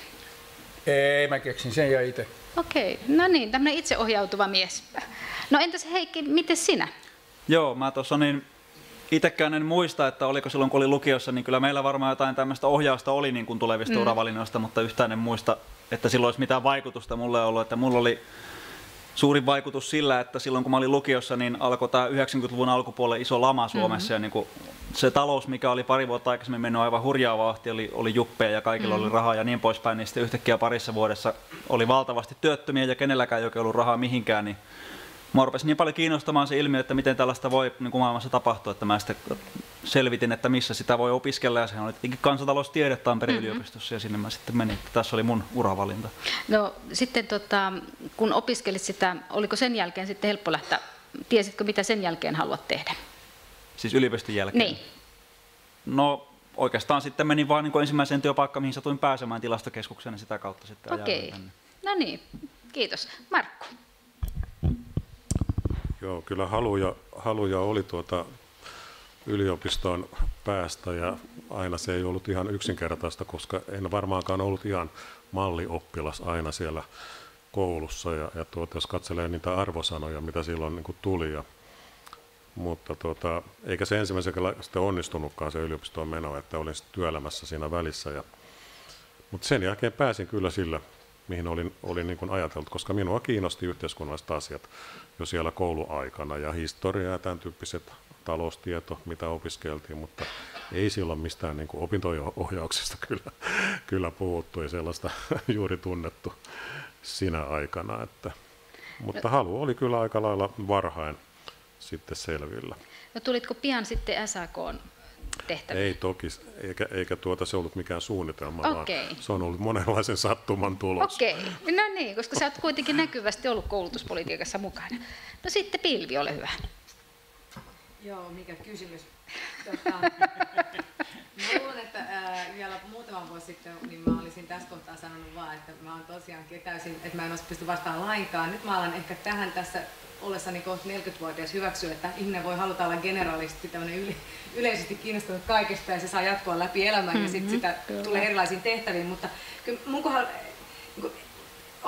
on 2 tai 3 merkittävää kohtaa. Ensimmäinen oli, kun mä luin 7-luokkalaisena tyttönä isoäidin luona, mä luulen, että se oli Anna-lehdestä suomalaisesta tytöstä, joka opiskeli Walesissa koulussa, jossa sai samaan aikaan hirveästi tehdä kaikkea akateemista ja sitten sai niin kuin ikään kuin pelastaa maailmaa. Ja täytyy muistaa, että tämä lukija oli siis 14-vuotias, joka ajatteli, että maailma pitää muuttaa ja oli katsellut kuvia sodista ja nälänhädästä ja niin edelleen. Ja tämä jäi niin kuin mun mieleeni ja sitten kun mä tulin, ja mä pyysin kyllä, ja tässä tämä Opo oli sillä tavalla auttavainen, että selvitettiin, että mikäs koulu tämä on ja silloin sain, niin kuin ymmärsin, että on olemassa tämmöinen United World College lukioverkosto maailmalla, jonne lukion ekaluokkalaisena Suomestakin voi pyrkiä ja sinne kulttuurirahasto sitten muutama stipendiaatin aina lähettää ja näin mä sitten lukion ekaluokkalaisena maalaistyttönä sitä stipendia hain. Ja tulin valituksia niin koulutasolla silloin, että meitä lähetettiin Suomesta muistaakseni 6 eri maahan. Ja mut sijoitettiin Hongkongiin hiljattain juuri perustettuun kouluun, että mä olisin mennyt sinne 2 viimeistä lukiovuotta. Mutta kävi niin, että siellä haastattelussa mä tutustuin semmoiseen poikaan, jonka mä tiesin, että hän kertoi, että hän nimenomaan haluaisi tänne Hongkongiin. Häntä kiinnosti Kiina ja hänellä oli semmoisia ainevalintoja, mitä hän halusi tehdä.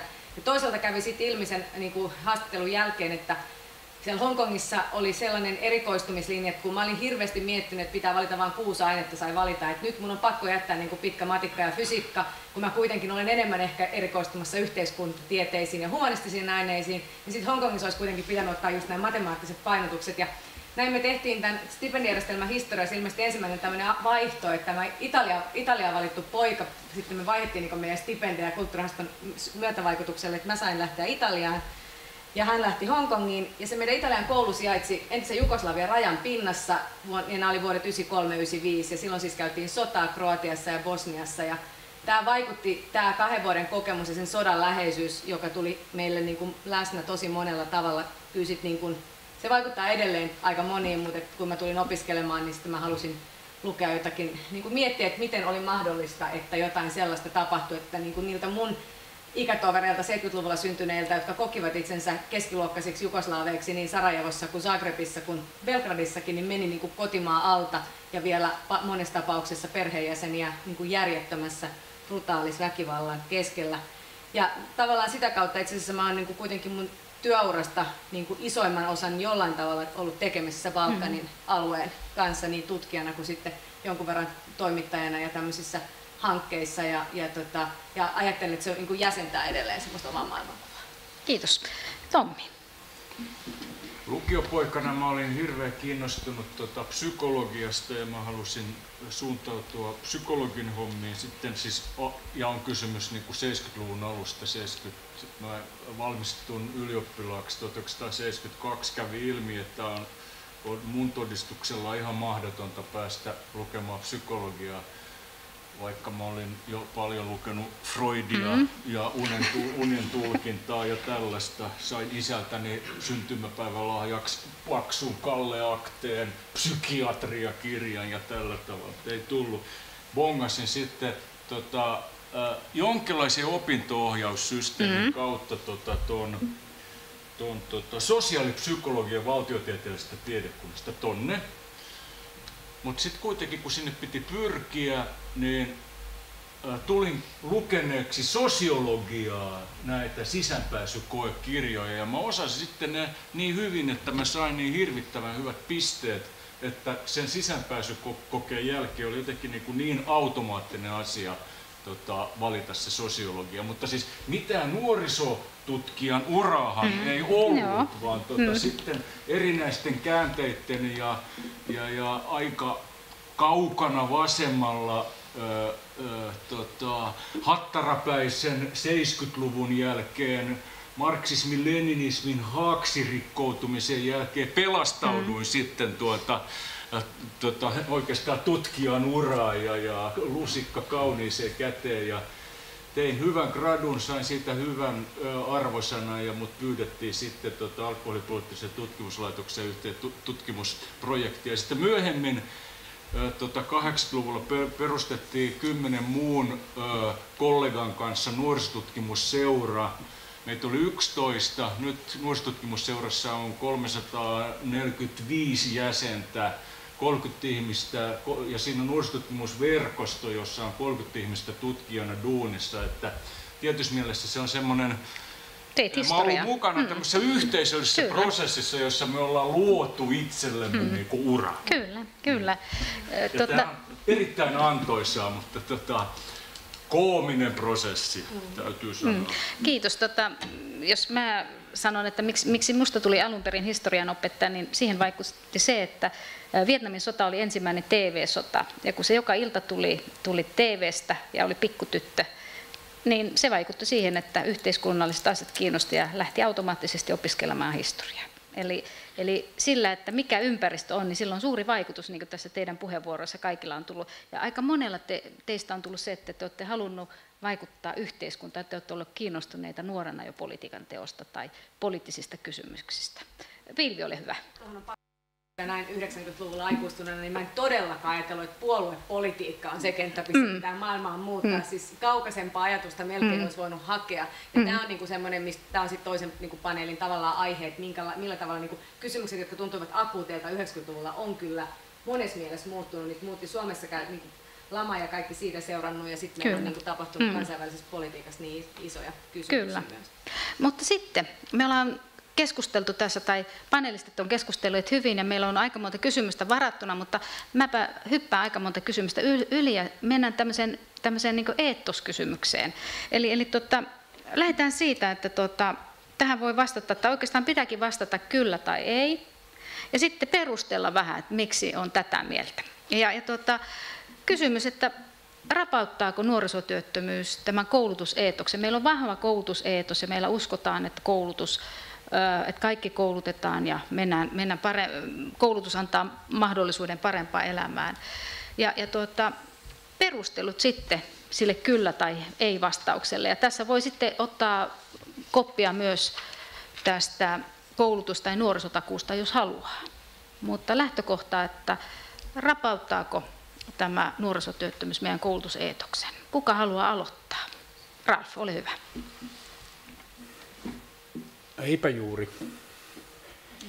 Eipä juuri, mutta tätä eetosta rapauttaa, ehkä koulutuksen eetosta rapauttaa jonkun verran se, että monet semmoiset menestystarinat, niin kuin nuorten menestystarinat, ne tulee tavallaan koulutuksesta riippumatta, tai siis koulutusjärjestelmän ulkopuolella hankittu. Mä viittaan nyt tähän peliteollisuusbuumiin, jonkun verran sitten myös tämmöiseen niin kuin musiikkiin ja tällaiseen, että se on ehkä tai sanotaan näin, että se ei varmaan ole rapauttanut koulutusta sinänsä, mutta ikään kuin tämmöisen valtion suojeluksessa olevan systeemi. Se on kyllä niin kuin mun mielestä osittain rapautunut. Taas kerran mulla on niin kuin lähdeaineistona näitä omia kakaroita ja tavallaan miten ne niin kuin funtsia katsoo maailmaa, niin kyllä se on aika lailla toinen kuin 30-40 vuotta sitten, kun itse oli yli 40 vuotta sitten, kun oli samanlaisessa vaiheessa, niin kyllä niin näkee ihan, että se käsitys koulutuksesta on niin kuin hyvin niin kuin moni-ilmeisen, monimutkaisempi. Että se ei ole vain, että toi vuosiluokka ja toi tutkinto ja näin, vaan se on äärettömän niin kuin moni-ilmeinen nykyään, joka kaiketi on hyvä, että jos koulutusjärjestelmä ei pysy perässä yhteiskunnan perässä muutoksessa, niin silloin ne väylät löytyy jostain muualta. Ja tämä peliteollisuusesimerkki oli hyvä, koska oikeastaan tämä kysymys kumpus mulla siitä, että nyt kun on tullut näitä menestystarinoita, jotka on lähtenyt vähän eri linjoilta. Eli jos oikein tulkitsen Ralfia, niin vähän kyllä, niinkö? No, sanotaan nyt paljon, mutta ei nuorisotyöttömyyden takia. Siis se, mihin piti vastata, niin siihen mä en vastannut kyllä, mutta sitten mä vastasin kuitenkin kyllä yhteen toiseen kysymykseen. Hyvä, no niin. Heikki. Joo, tai siis vastaus on, että ei. Joo, hyvä. Eli ei rapauta, että vaikka mäkin nyt korkeasti koulutettujen edustajana joudun niin kuin toteamaan nykyään aika useinkin, että tämä akateemisten tai korkeasti koulutettujen työttömyys on niin kuin noussut aika lailla ja korkeasti koulutettujen työttömien määrä on korkealla, niin kyllä kuitenkin edelleen niin se on vielä huomattavasti hankalampi tämä työllistymisongelma niillä, kellä ei ole niin kuin perusasteen jälkeistä koulutusta. Ja tämä tilanne ei tule ainakaan niin kuin helpottumaan jatkossa. Kyllä. Kiitos, Markku. Ei minunkaan mielestä rapauta ainakaan niin, että sillä olisi mitään suurempaa merkitystä. Että kyllä meillä edelleenkin siis koulutuksella ja työuralla on erittäin vahva keskinäinen yhteys sillä työuran jatkuvuudella ja pituudella. Mutta mä ajattelen tästä koulutuksesta myöskin niin, että sitä pitäisi tarkastella kyllä tavallaan paljon pitemmässä jatkumossa. Että siinä tehdään valintoja, jotka vaikuttaa niin kuin vuosikymmeniksi. eteenpäin ja uskon, jos nyt ekonomistejakin on uskominen, niin tässäkin pöydässä on, niin ei se työttömyys nyt aina maantappiin ole tällaista kuin se on tänä päivänä, että meillä on erilaisia suhdanteita ja tulee parempia aikoja, uskon siihen, niin nyt helposti ehkä tällainen käsitys voi niin kuin syntyä tässä ja nyt sitten rapauttaa, mutta en usko. Hyvä. Pilvi, ole hyvä. Joo, kyllä mun vastaus on myös silleen oikeastaan ihan ehdotonkin ei. Tämä on tällainen, kun puhuttiin näistä nuoruusaikojen ajoista, niin tämmöinen neuvostohenkinen paneeli selvästikin, että meillä on niin kuin valmis vastaus. On niin samansuuntainen, ollaan jo 80%. Ja perusteluja tai vähän kommentteja. Ensinnäkin vähän mitä Heikki tuossa jo sanoi tästä niin kuin työllistymisestä.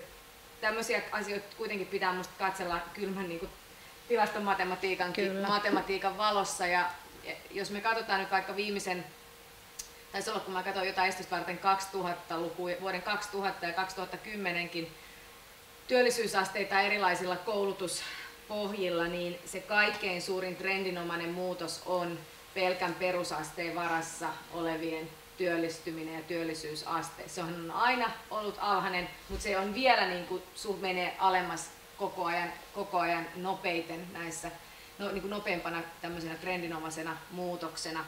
Eli kyllä edelleen niin kuin koulutus ennustaa työllistyvyyttä ja myöskin tämä, niin kuin, musta se on myös ihan hyvä, että tästä niin kuin korkeasti koulutettujen työllisyydestä ehkä vähän enemmän puhutaan, mutta edelleen on kuitenkin niin, että heikoimminkin työllistyvimmiltä aloilta korkeakouluista työllistyy paremmin kuin parhaiten ammatillisesta koulutuksesta työllistyviltä aloilta, että kyllä tälläkin hetkellä tässä yhteiskunnassa niin kuin paras tae, jos tätä työllistymisiä tämmöisen niin kuin tilastomakrotalouden kautta hakee, niin on tai tämmöisen niin kuin makronäkökulmasta hakee, niin on se korkeakoulututkinto. Mutta sitten ehkä tämmöisenä niin kuin eetoskommenttina, niin musta voisi heijastaa tätä paneeliakin, että ehkä voisi olla hienoa, jos me koulutuseetoksen rinnalla olisi enenevässä määrin tämmöinen niin kuin osaamiseetos, että se ehkä on se kuitenkin, mikä työelämässä korostuu ja joka sit saattaa tunnistaa sitä muuttuvaa maailmaa, jota välttämättä koulujärjestelmä ei aina ihan niin nopeasti tunnista. Joo, kiitoksia. Sitten Tommi. Minäpä olisin rohkea, jos mä rupesin väittämään vastaan, mutta mä en voi väittää, koska siis mun tietäväiset panelistitoverit ja ystävät ja kaverit, kun heillä on kaikilla erittäin hyvä tietopohja ja se perustuu niin kuin tällaiseen niin kuin väestötason tietoihin ja myöskin meidän konttorihan tekee nuorisobarometria ja siinähän on siis, jota on tehty vuodesta 1994 lähtien ja siinähän on tämä koulutususkokysymys. Kyllä. Kyllä siinä on vähän heilahtelua, mutta ei mitään dramaattista. Kyllä nuoret ja nuorimmatkin ikäluokat sillä tavalla jakaa tämän niin kuin väestötasolla. Mutta sitten mun mielestä me voitaisiin niin kuin miettiä sitä, että onko sitten olemassa joitain tällaisia niin kuin erityisryhmiä tyyliin, jos niin kuin juutut siihen johonkin kierteeseen ja sulla on niin kuin jotain tällaisia problemaattisia kokemuksia ja huonoja työllisyyskursseja ja keskeyttämisiä ja tällaisia, jolloin tietyssä mielessä, ja jos se liittyy vielä semmoisia, että niin kuin elämänluottamus, muutenkin nämä seikat, mistä Markku aikaisemmin puhui, niin että jos niissä on niin kuin häikkää, siis tällaisia erityisryhmiä, mä oletan, että niin kuin, kun on paljon ollut keskustelua ja nuorisotakuun yksi taustahuolihan oli nämä ulkopuolella olevat. Niin mä en vieläkään ole ihan varma, että onko se porukka nyt loppujen lopuksi scrollattu niin tarkkaan, että olisiko siellä. Eli että mulla on, niinku, että on erityisryhmiä, joissa on tiettyä murenemista, mutta se ei liity sinänsä niinku koulutukseen, vaan se on niinku mun mielestä laajempi elämässä pärjäämisen problematiikka. Mutta se on ihan yhtä niinku vakava kysymys. Kyllä. Ja sitten mä myös pienen niin kuin tällaisen pohdiskelun haluaisin käydä, että kun verrataan nykynuorten, pienten, sanotaan niin kuin, nyt kun puhutaan, Juha Siltala puhui niin kuin Y-sukupolvesta, sanotaan niin kuin tämä porukka, joka on syntynyt 90-luvun alusta lähtien tähän päivään, joka on kasvanut suoraan niin kuin tähän nettimaailmaan ja nämä Ralfin lapset esimerkiksi, niin On ihan näyttöä, siis Titta Tuohisen hyvät artikkelit työvoimapoliittisessa aikakauskirjassa tästä niin kuin työeetoksesta. Ja hän pystyy hyvin niin kuin osoittamaan ja argumentoimaan, kuinka eri sukupolvilla nyt näkyy jo eetoseroja. Jos suurilla ikäluokilla ja meillä, jotka tulee perässä, niin meidän työeetosta niin kuin luonnehtii tällainen velvollisuusetiikka. Ja se on niin kuin hyvän ihmisen sinänsä niin kuin merkki. Ei niinkään se, mitä se työprosessi antaa, kavereita, reilua johtajuutta, itsetoteutusta, tällaista, vaan niin kuin se työ. Ja sitten taas tällä nuoremmalla jengillä on nämä niin kuin työhön liittyvät, se pitää olla reilu se työprosessi, siellä pitää olla hauskaa, siellä ei saa pelätä, ei saa olla paskoja esimiehiä tällä tavalla.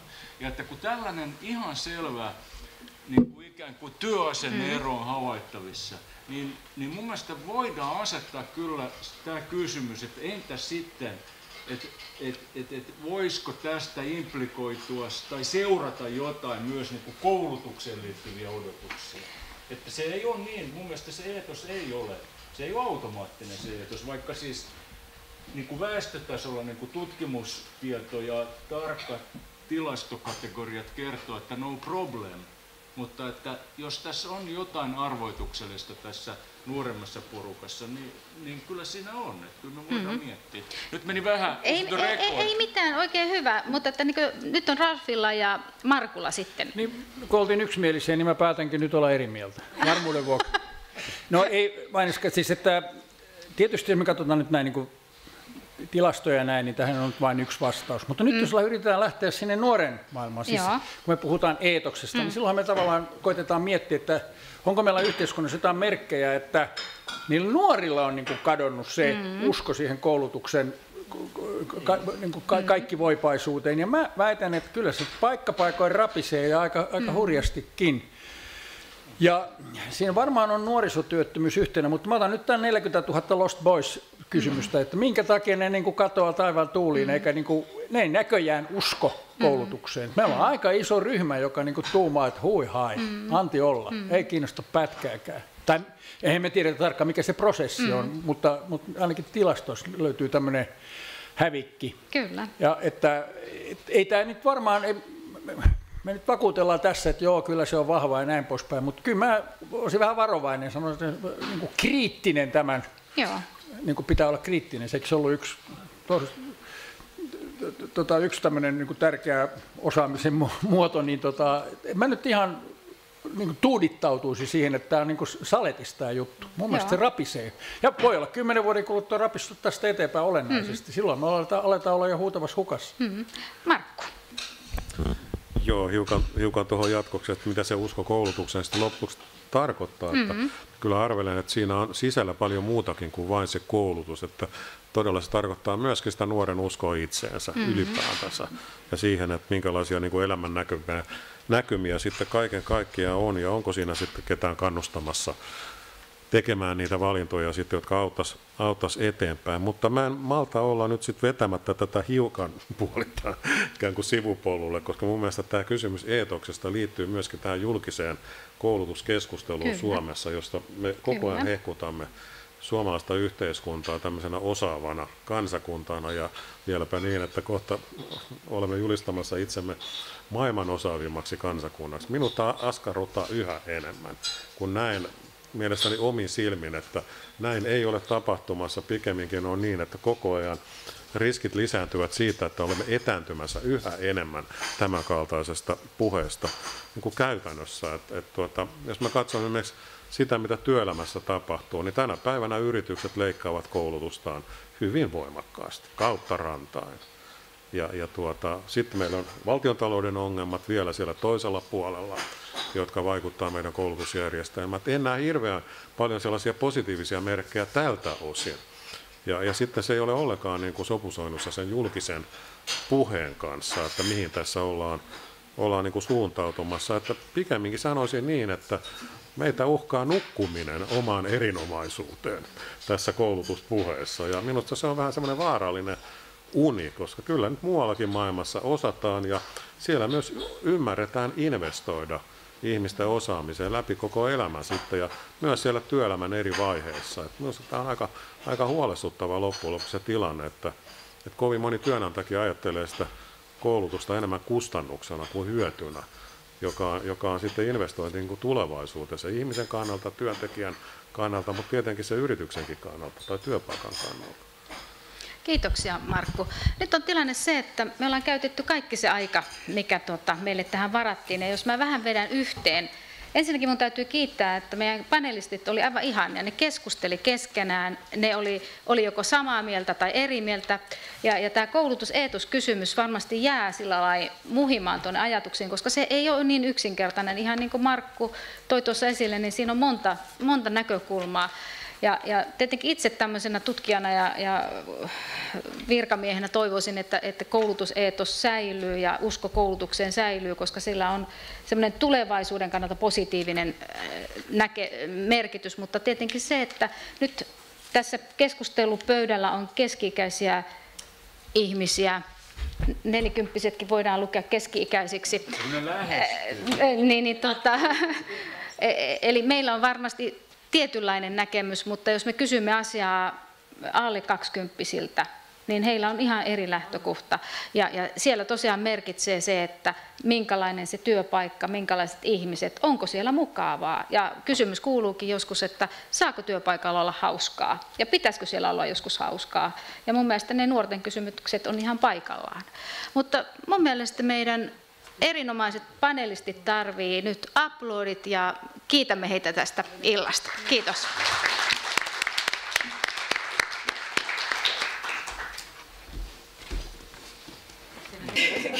Kyllä. Ja kun tulee Jumin aika, niin Susanna astuu peliin ja hän ottaa lavan haltuun. Se mitä Jumi tarkoittaa, niin se selviää myöhemmin. Joo. Oliko siinä meidän rooli? Siinä oli meidän rooli. Okei. Nyt teillä on 2 tavoitetta valittuna ja nyt kertokaa toinen vastajoukkueelle julkisesti. Aloittakaa te. Oliko se tässä? Eli sosiaalisen median tehokas käyttäminen. Sosiaalisen median tehokas käyttäminen, se löytyy täältä aivan eteläisestä Helsingistä. Kyllä. Hyvä. Ja teille? Luovuutta mitataan. Luovuutta mitataan, niin se löytyy täältä. Okei, nyt voitte miettiä heti joukkueen kanssa, että tällaista nyt ne yrittää tavoitella, tuliko meillä sama, sitä ei kukaan tiedä muu kuin te.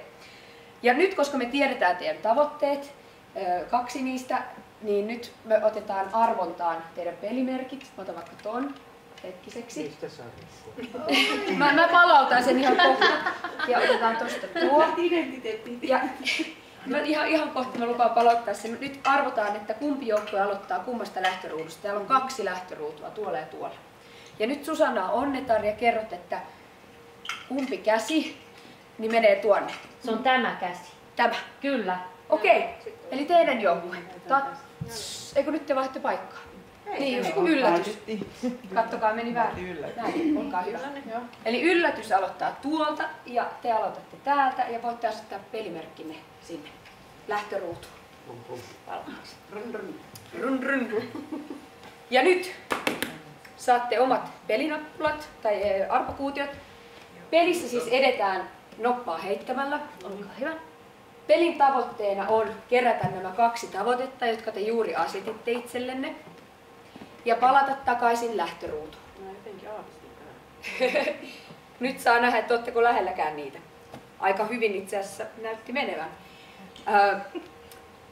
Se, että miten tavoitteita saa, niin te tarvitsette rahaa. Eli yhden tavoitteen hakemiseen tarvitaan 300 vyyhtirahaa. Susanna antaa teille alkupääomaa, joka on 200. Starttiraha. Tämä on nyt mikä me ollaan? Tekes. Finvero, mitä näitä on? Me ollaan starttiraha. Ja se, että mistä sitä rahaa saa lisää, niin teidän on pakko kulkea näiden vihreiden pylpyröiden kautta. Pitääkö päästä tasanopalla? Vihreisiin saa pysähtyä suuremmallakin silmäluvulla, mutta siihen teidän omaan tavoitteeseen, niin teidän täytyy päästä tasaluvulla. Ja sama myös sitten lähtöruutuun, kun palataan pelin lopuksi, niin pitää päästä tasaluvulla. Tänään meidän peliaika on lyhyt, eli En usko, että kerkeätte niitä tavoitteita keräämään. Ei voi tietää. Ei voi tietää, jos olette tosi nopeita ja hyviä. Joten sitten kun peliaika päättyy, mikä kohta määritellään, niin jos kumpikaan ei ole saanut 2 tavoitetta ja päässyt lähtöruutuun, niin sitten se voittaa se joukkue, jolla on enemmän tavoitteita kerättynä. Jos teillä on yhtä paljon tai yhtä vähän, niin sitten se joukkue voittaa, kellä on enemmän rahaa. Saako tuosta 100 se aina tuosta vihreästä? No, se mitä vihreistä tulee, niin se voi olla sekä hyvää että huonoa, sitä ei ikinä tiedä. Eli tietysti lähdette sieltä ansaitsemaan rahaa, mutta sieltä voi tulla myös jotakin negatiivista. Pitääkö palata samaan lähtöruutuun, että ei voi Joo, niin kuin ton? kyllä. Eli kuljetaan noppaa heittämällä, vihreisiin saa pysähtyä ja pitääkin pysähtyä, että pääsette niihin tavoitteisiin ja yritätte kerätä ne omat tavoitteet ja päästä takaisin kotiin. Heitetäänkö me noppaa, että kumpi aloittaa? Joo, määritellään peliaika, paljon me pelataan. Pelataanko 20 minuuttia, tämä menee hirveän nopeasti. Tämä on todella nopeasti. Ei voi kauempaa, pitää lähteä. Okei, 20 minuuttia. Peliaika 20 minuuttia, silloin peli päättyy, oli tilanne mikä tahansa. Joo. Ja sitten jos rahaakin on yhtä paljon, niin se kellä on enemmän jumikortteja, niin voittaa. No niin, hyvä. Nyt heittää noppaa siitä, että kumpi joukkue aloittaa. 5. Ui, 6, eli yllätys pääsee heti aloittamaan. Olkaa hyvä. Se oli ihan yllätys teillekin. No mut hei, tsemppii teille nyt Hyvä. tähän kisaan. Nyt vaan heitetään ripeeseen tahtiin. Ne meinaa teilata itse. Teilata itse. Uudestaan. Nyt saatte Se hyväksytään. Se hyväksytään. vedät sen pelimerkin alta. No tää lähti heti. Kilpailuvietti on Pitää käynyt. heittää uudestaan. Se hyväksytään. Se hyväksytään. Ylituomari jumittaja päättää näistä asioista. Okei, 6 askelta. 3, 4, 5, 6. Oo, mitä sieltä tulee? Palaa lähtöruutu. Ei. Se ei ollut tässä vaiheessa. Ajatelkaa, miten hyvä se on siinä vaiheessa, jos pitää palata lähtöön. No niin. Ja sieltä Aika hitaasti. Ei hätää, me ei menty teille karkuun. Ei vielä päästy puusta pidemmälle, mutta ehkä nyt. Ottakaa itsellenne aina. Joo, ottakaa kaikki ne, mitä sieltä tulee, niin itsellenne. Tarja Haili heittää voitokkaasti. 3. Joka on enemmän kuin 2. Oi, sullahan pääsee johonkin jo. Eikö mennyt tänne? Joo. Sit katsotaan. Mitä sieltä tulee? Mitä tulee? Jumi! Ja Jumi taas astuu esiin. Joo, astun. Mulla pitäisi olla semmoinen Jumitar. Joo, okei. Eli jumit ovat tämän pelin suola. No niin. Kyllä. Jumilla tarkoitetaan sitä, että teille esitetään joko hyvin vaikea kysymys tai tehtävä. Ja vastajoukkue lukee aina ääneen jumin, jonka jälkeen heti kun jumi on luettu, teillä on joko 40 sekuntia aikaa vastata tai jumi tehtävän määrittelemä aika suorittaa tehtävä. Aloitan hyvin vaikealla jumilla, johon haluan itse henkilökohtaisesti saada vastauksen. Ja te luette tämän vastajoukkueelle, jonka jälkeen sitten alatte suoraan suorittamaan. Kyllä luetaan. Kehittäkää 9-luokkalaisille 3-kohtainen toimiva menetelmä aikuisten ymmärtämiselle. Käyttäkää läppitaulua, aikaa 1 minuutti. Eli tästä syntyy nyt minunkin elämääni helpottava tai tyttärienne elämää helpottava.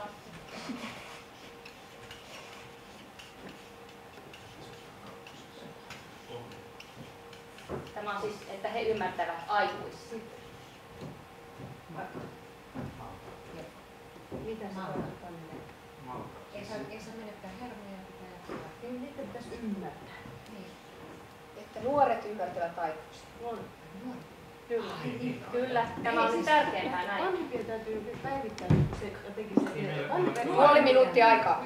Nuorten pitää ymmärtää aikuisia. Niin, kyllä. Vanhempien pitää osata puhua vanhempien nuorten kielellä. Niin. Tämä on näille 9-luokkalaisille. Ei vanhemmille. Joo. Eikö se toimi molempiin? No niin. Tämä on nyt ohje heille. Kyllä. Siinä. No niin. Ja voitte esitellä tämän myös sitten meidän laajalle yleisölle. Maailmanlaajuiselle yleisölle. Kuka? Minä vai? Joo.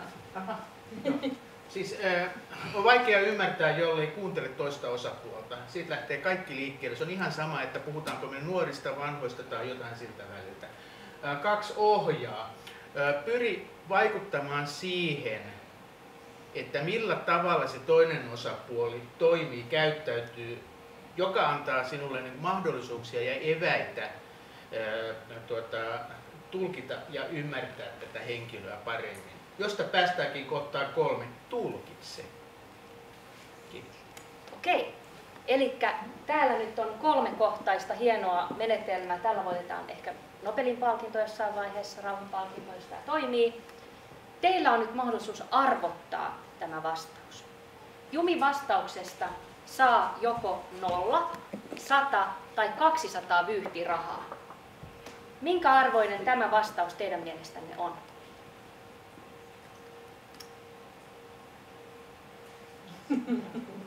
Aikaa 3 sekuntia päälle. 3, 2, 1, ting. Ja 100 vyyhtirahaa. Ensimmäiset rahat tämän pelin aikana on jaettu. Jee! Olkaa hyvä! Mieletöntä! Ja tämä tarkoittaa siis sitä, että teillä on 300 kasassa, te pääsette ensimmäistä tavoitetta kohti. Voitte toki kerätä rahaa matkalla. Ja nyt on sitten teidän vuoro jatkaa yllätyksen tavoin matkaa. Olkaa hyvä, heittäkää. Nyt ei saa pelata ollenkaan aikaa, koska meillä on tiivis 20 minuuttia. Eli koko ajan heitellään menemään. Sieltä vaan heittäkää seuraavaksi näyttää, että ei tule ykkönen. Sieltä se kyllä. Ei hätää. Istutaan mä täällä. 2. Hitaasti, mutta varmasti. Nyt täytyy ottaa airoja käyttöön siellä teidän veneessä. Ja 5. Oi! Nyt tuli se pitkä. Pysähtyä, tähän voi mennä, kun me... Niin. Saatte pysähtyä, jos haluatte.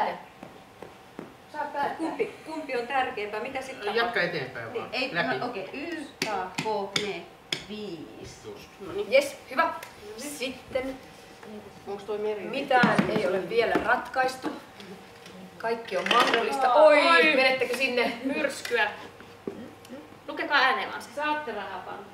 Mainiosta verkostoitumisesta. Nosta 100 yhteen. Oi! Hyvä yllätys. Olkaa hyvä, olette... No nyt teilläkin on mahdollisuus siis mennä ensimmäiseen tavoitteeseen. Onneksi olkoon. 1. Meillä on kova vauhti. Joo, se on hyvä, että on hyvä vauhti, kun on näin nopeasti. Eikö me voida mennä tästä 1, 2, 3, 4, 5? Kyllä, juuri näin. Reittejä saa siis vaihdella vapaasti, mutta pylpyrän kautta vain. Pitikö tähän päästä tasaan? Kyllä, eli nyt teillä on... Oho. Hei, 2 on. Tää ei oo siis, tämähän on eri reitti. Tämä. Tää on hämäävä tää meidän. Päästikö tähän lähes? No niin, nyt me ollaan siellä. Te ootte päässeet ensimmäiseen tavoitteeseen ikinä. Mieletöntä. Okei. Mitä te täältä halusitte? Sanokaa vielä ääneen kaikille kansalle. Miksi otitte sosiaalisen median tehokkaan käyttöön? Kauhean yksimielisiä, että toi me halutaan. Se on tätä päivää. Ehkä se liittyy tähän dialogiin.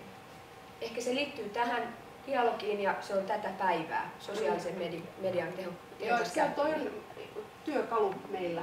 Tehokas kommunikaatioväline. Kommunikaatioväline. Okei.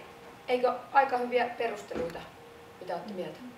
Hyväksytään. Sitten vielä 300 meille, niin saatte tähän. Joo, se maksaa sen 300. Nyt kerätään lisää rahaa, niin saatte sen toisen. Kiitos. Ensimmäinen.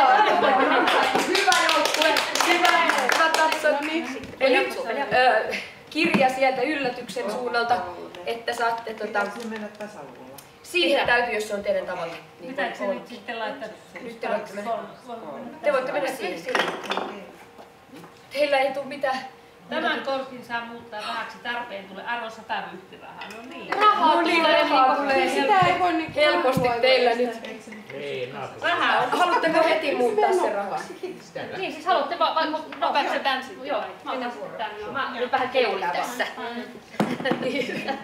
Se haittaa kerätä rahaa. Kauan kun tuo rahaa teille lisää, muuten niin me mennään. Mennäänkö me takaisin toinen? On parempi mennä sinne takaisinpäin. Niin, mutta tuolta haetaan. Missä se oli se toinen? Saa perustella. Missä se on se meidän toinen?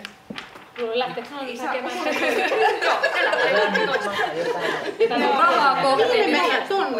Se on vaikka sama kuin te. Tällä hetkellä te olette johdossa, mutta jos he sattuvat saamaan tavoitteen, niin sitten olette häviöllä, koska teillä on rahaa.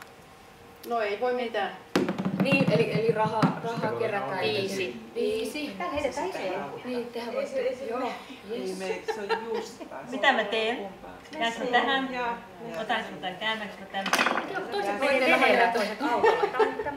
Ei mä oikeastaan en käännä tota, jos siitä menee tuolla. Niin. 1, 2, 3, 4, 5. Aha, okei. Tällaisia. Hyvä. Mä en halua mitään tommosia. Ettei tuu roskasektoria vai? Niin.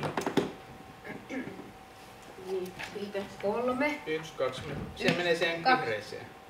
Ai, ei ihan mene. Eikö tää, missä ilman vihreeseen menemistä ei tässä pelissä hirveästi mitään tapahdu? Joo, niin. Aha. Vihreät ovat tämän pelin suola, etenkin ne jumitehtävät, niin päästään ratkaisemaan yhteiskunnan kaikki ongelmat. Pitäisi yrittää niitä. Jo 6. No niin. 6. Kannattaa mennä heti seuraavaan. Ei se vettaisi tonne. Jos me ei tohon tai en mä pääse mistään. Joo, täällä on nyt. Mennäänkö tähän nyt sitten kuitenkin? Okei, hyvä. No nyt on ihan Nyt sama teillä mikä olisi- tulee, kun me Kun mennään pääsette rahaan tai Niin me päästään rahaan. rahaan. Tulee tästä karkki tai kettu. Vastajoukkueella on 2 tiimalasin kääntöä aikaa keksiä teille mahdollisimman hankala jumikysymys. Vastatkaa jumiin tiimalasin kääntöjen aikana. Vastapelurit päättävät vastauksen hyväksymisestä tai hylkäyksestä. Hyväksytystä vastauksesta saa 300 vyyhtirahaa. Okei, eli nyt kun meillä ei ole tiimalasia, Sanna voisi olla kellottaja, mutta yritin käännellä häntä. Joten Minä olen kello. sinä olet kello ja teillä on nyt, voitte kokoontua ja keksiä aiheen tiimoilta tai aiheeseen liittymättömän hyvin vaikean kysymyksen. Ei voi kysyä. Mikäli ette keksi Voisit sitä mitenkään, niin voin ojentaa jokerikysymyksen. Onko se juuri? Ojennan vaan. Ojennanko jokerikysymyksen? Vai aika niin Onko se vaikea vai helppo? Eli nyt on kyseessä 300 vyyhtirahaa tällä kysymyksellä. No nyt pitää olla vaikea, koska muuten... Nyt tulee vaikea. Saa nähdä mihin viinapenkkiin päästä. On tää aika vaikea. No Mitä okei, tarkoitetaan osaamisella? Osaaminen voi olla monenlaista. Kykyä, taitoa, sovellus, taitoa ja semmoista. Osa on sosiaalinen. Teknistä osaamista, tieto-osaamista tai sitten juuri tämmöistä sosiaalista osaamista. Eikö niin? Teoreettisen tiedon hyödyntämistä käytännössä. Kyky. Vielä on hetki aikaa, haluatteko vastata vielä? Onko teillä täydentäviä kysymyksiä?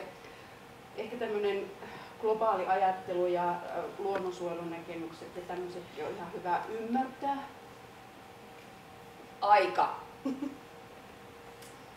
Eli täällä siis tuli paljon vastauksia. Teoreettisen tiedon hyödyntämistä, globaalia ajattelua käytännössä, globaalia ajattelua, tietoa, taitoa, Sovelluksia. Nyt siellä supistaa. Joo, Joo, täällä supina. Kyllä se voi hyväksyä mun mielestä. Hyväksytäänkö? Mitä, nyt on kiinnostavaa, mistä te keskustelitte. Eli tuliko siellä joku sellainen, että ei ihan tullut vastausta vai? Ei, kyllä ihan oli niin kuin tämän illan aiheen mukaiset vastaukset. Hyvä. Elikkä siis 300! Wow! Yes! Nyt teillä on mahdollisuus mennä seuraavaan tavoitteeseen. Mahtavaa! Onneksi mutta olkoon. silti kannattaa kulkea vihreiden kautta, koska Kyllä. jos aika loppuu, niin raha ratkaisee. Raha ratkaisee ja jumit ratkaisee. Tässä on tapahtunut kuule niin isoja asioita lyhyessä ajassa, että ei voi tietää. Onko meidän Teidän hei, Joo, 5 minuuttia peliaikaa jäljellä. Kaikki on mahdollista. Me ollaan nähty tilanteita, kun tässä vaiheessa osat on vaihtui. Ja nyt mentiin vihreeseen. Ei vieläkään Jos jumit. vapaa valita, niin kävelymatka 2 pyrkyrän välillä. Saat käyttää matkan valitsemana siihen hetkeen. Mikä noista osista lähtee kävelemään? Siis me mennään Se on tästä harmaa. nyt tähän, niin me Kyllä, juuri näin saatte tehdä. Eli te pääsette teidän tavoitteeseen. Mieletöntä! Onnea! Luovuutta mitataan. Ja miksi te valitsitte tämän? Tai siis tämä. Niin. Tavoitteen näistä. Se on lyhyt ja ytimekäs. Lyhyt ja ytimekäs. Olisiko se teidän mielestä tärkeää? Selkeä se on. Se on selkeä ja tärkeä. Onko se mahdollista? Niin, onko se mahdollista? Tulee täältä kysymys. Se on aika haasteellinen. Haasteellinen. Onko teillä olisiko mielessä jo keinoja, miten sitä voisi tehdä?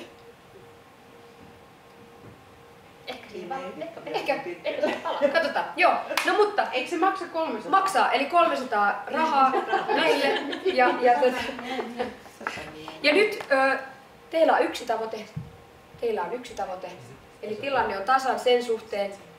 Ja nyt täytyy kerätä rahaa ja toiset tavoitteet ja ennen kuin aika loppuu. Eli olkaa hyvä, heittäkää. Nyt jokainen heitto on arvokas. Jokainen heitto on arvokas. Ja heittäkää vaan jo, koska täällä ei ole mahdollisuutta. Ei mennyt väärä suunta. Ei se pääse vuoroon. Nyt se on 2, se on vieressä. Niin se vie. Yes, 5.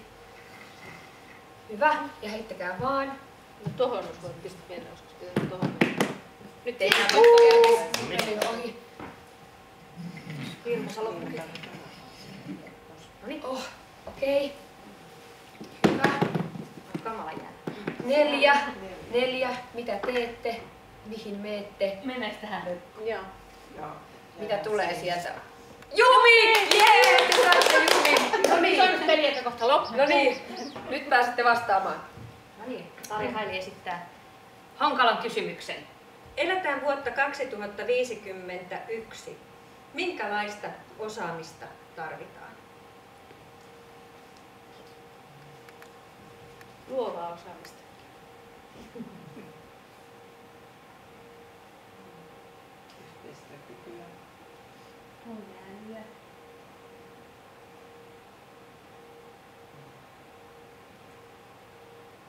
Kaiken sen yhdistelmää. Varmasti ympäristöteknologia tulee olemaan tärkeä silloin maailman pelastamiseksi.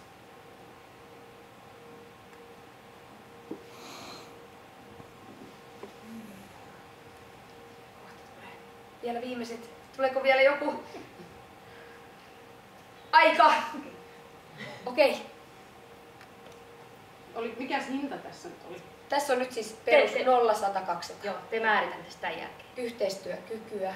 Teknologiaa, että Luovaa voidaan osaamista. pelastaa, luovaa osaamista, tunneälyä. Näiden yhdistämistä. Mitä mieltä olette vastauksesta? Eikö ne hyväksytä? 0-100-200. Satasella mennään. Hyvä, onneksi olkoon. Ja nyt ei sen enempää perusteluta, vaan heittäkää viimeiset minuutit, 2 minuuttia. Yes! Nyt vauhtia. Ja tadaan, me päästiin tänne. Ei ole tässä. Ja nyt tullaan tasaluvulla. Ja kattokaa, täällä on nyt aivan eri reitti. Tästä ei päästä. Ei mitään, tää on hämmentävä pelilauta. Ei saa kääntyä nyt kutosella. Joo, Nyt oli vähän liikaa luovuutta. Mennään junalla. Missä me oltiin? Nyt onkin paha paikka päästä sinne. Kuutosella sitä junareittiä. Ja pelataan selvästikin aikaa tässä. No niin, pitääkö meidän mennä täältä? Joo, sinne pääsette ainakin. Oltiinko me tässä? Joo. 1, 2, 3, 4, 5, 6. Hyvä. Ja sitten T-vuoro. Missä se vie? No, 4. Mihin suuntaan? Hyvä, sit heittäkää vaan. Koitaa aina jännittävä tässä vaiheessa, kun aika melkein loppu. Heittäkää vaan. Kuten meitä jännittää vähän enemmän joukkoja. No niin, jäättekö siihen, avaatteko sen? Otetaanko mitään? Ei tarvitse. Muistakaa rahaa. Onko teillä rahaa? Oli meillä ainakin. 1, 2, 3, 4, 300, että pääsette. Nyt me päästään täältä näin. Laitetaanko me? Voitte yrittää vastajoukkoja. ennen oli C-vuoro. Nyt meni sekaisin, kuka heittää? Kumman vuoro? No te heitittekö tää? No niin, Heitettiin. No niin. T-vuoro. Ja pikaisia heittoja.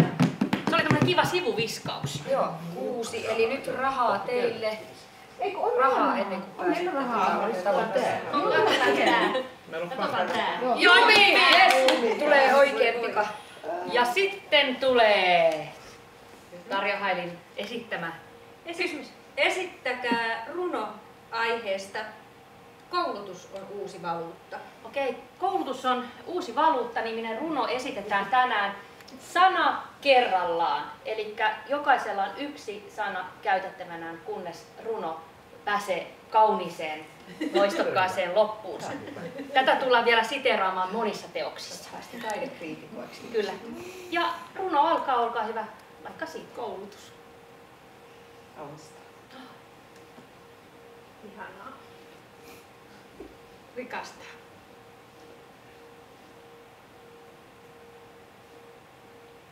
Luo uutta. Kannattaa. Valuuttaa. Oi, mutta mikä runo! Loppuiko se tähän? Joo. Oi, se loppui siellä.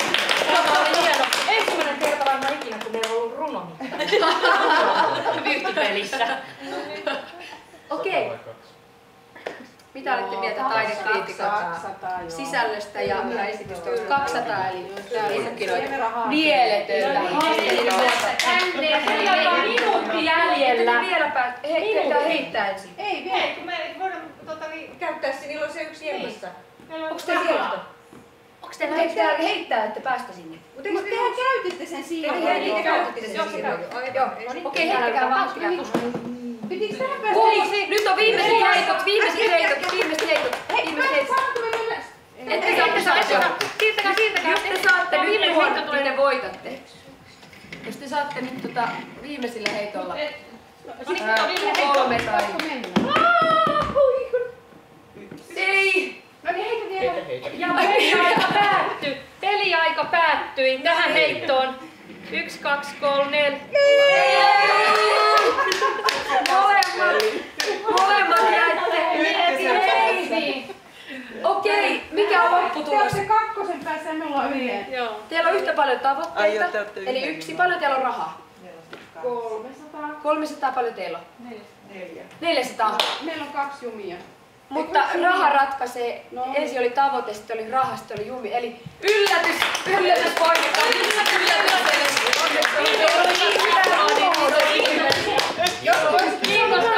pelaajille. Nyt on tässä joukkuejohtajat kättelevät.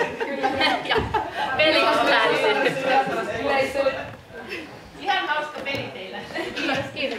Ei vielä ihan hirveän syvälle. Ei, mutta tässä enemmän aikaa. Tosiaan tämä peli on sellainen, että tätä voi pelata mistä tahansa aiheesta, millä tahansa porukalla. Joo. Joten tämä aina rakennetaan joka kerta pelaajille.